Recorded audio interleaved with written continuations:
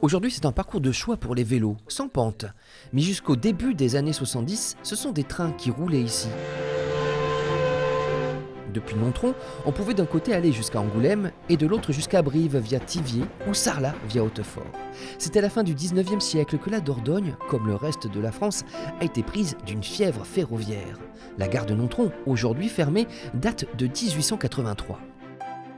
Les communes se sont battues pour avoir le chemin de fer chez elles, parce qu'avoir le chemin de fer, ça drainait du commerce, non seulement autour de la gare, presque partout autour de la gare, il y avait le café de la gare, l'hôtel de la gare, mais aussi ça amenait le commerce en ville et ça permettait aux gens de la ville de découvrir la campagne. Pour construire ce vaste réseau ferré et les ouvrages d'art nécessaires, il a fallu mobiliser de nombreux ouvriers. Monument emblématique de Nontron, son viaduc et ses 7 arches a été bâti par un entrepreneur local. Et petite anecdote, il a été obligé de puiser dans la Dronne et le Bandia pour prendre ses sables. Donc c'était une condition sine qua non, les sables pouvaient uniquement venir de la Dronne et du Bandia. Belge installé depuis 30 ans en Dordogne, Rudy Mollement a méthodiquement recensé les anciennes lignes et les traces de ce passé à vapeur. C'est à la fin des années 30, avec la création de la SNCF, qu'une première saignée est opérée dans ce réseau. 300 km de voies fermées rien qu'en Dordogne.